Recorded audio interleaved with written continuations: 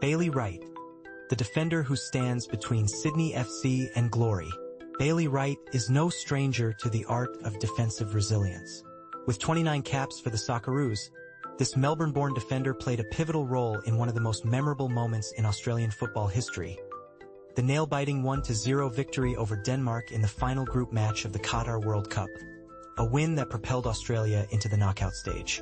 That night in Al Wakrah, Australia faced a relentless onslaught, and it was Wright, brought on by coach Graham Arnold with just 15 minutes left, who stood firm at the heart of the defense.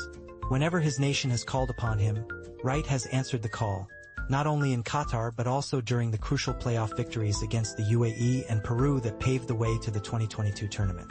However, in the coming weeks, he finds himself in a unique position, defending against the very interests of Australian football. At 32 years old, Wright has made Singapore his home after a surprising transfer to the Lion City Sailors, the largest club in the city-state, in 2023. This ambitious team, owned by billionaire Forrest Lee, is now the only barrier standing between Sydney FC and a chance at continental glory. The winner of their AFC Champions League 2 semi-final will host the final next month against either Sharjah FC from the UAE or Saudi Arabia's Al Tawun. When asked about facing an Australian club, Wright expressed, "No mixed emotions at all. It's thrilling to return to Australia and play in an international match.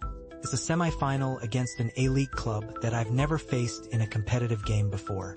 I'm genuinely excited, and I want my team to win and continue making history."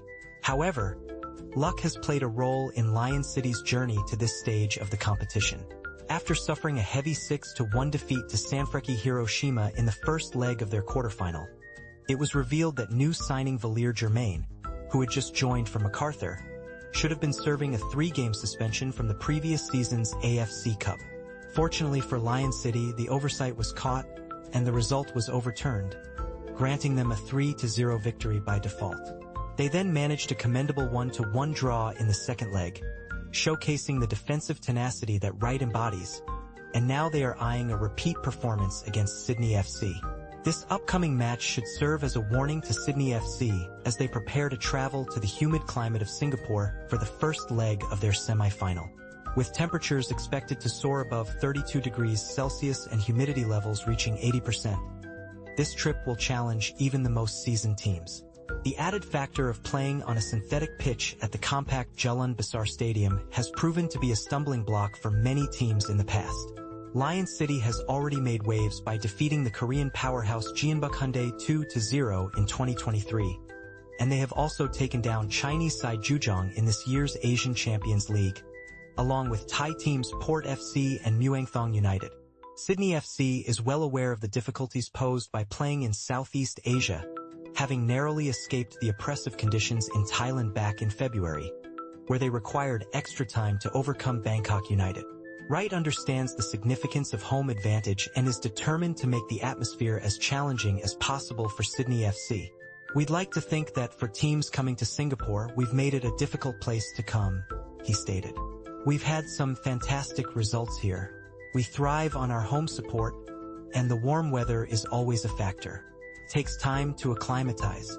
Everyone needs to be confident and leverage their home advantage, which has already benefited us in this competition and will continue to do so.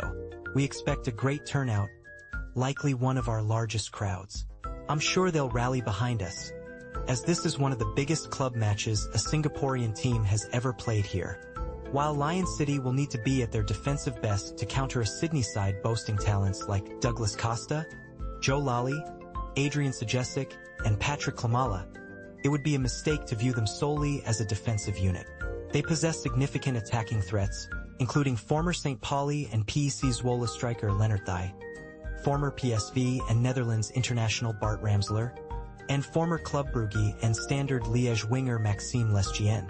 Even in the second leg against Hiroshima, when the J-League side was expected to overturn a 0-3 deficit, it was Lion City that struck first, thanks to a swift counterattack and a brilliant finish from Thij. Sydney FC would do